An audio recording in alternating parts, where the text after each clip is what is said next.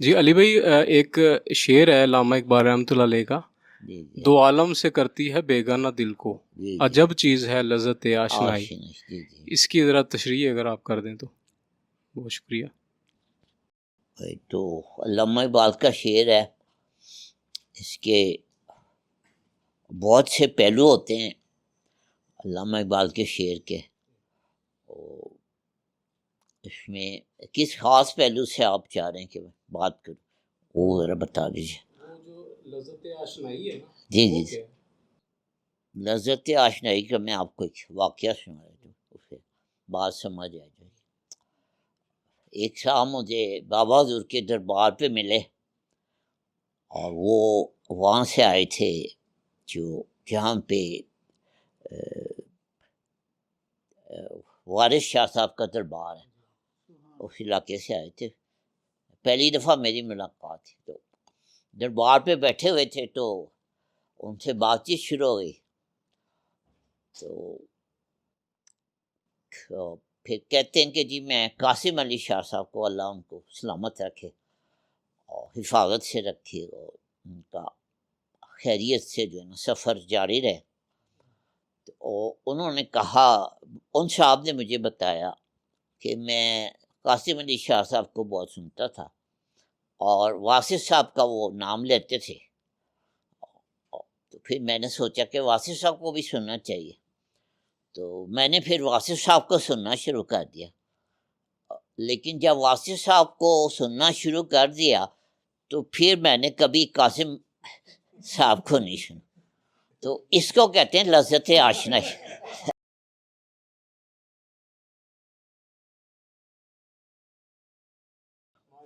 یہ لذت آشنائی ہوتی ہے کہ جب آپ کو کسی بڑی ذات سے محبت ہو جائے، اور اقبال جس آشنائی کی بات کر رہا ہے، تو اقبال قلندر ہے، اور اس نے اپنے متعلق کہا ہے خود ہی کہ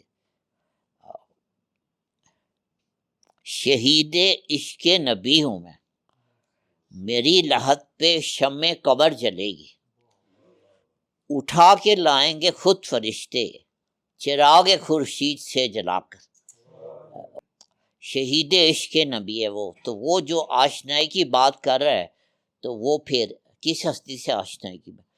وہ اب دوسرے مصرے میں اسے خود بتا دیا کہ یہ ایک ایسی ہستی ہے کہ جس سے آشنائی ہو جائے تو دنیا آخرت کا خیال بھی انسان بھول جاتا ہے۔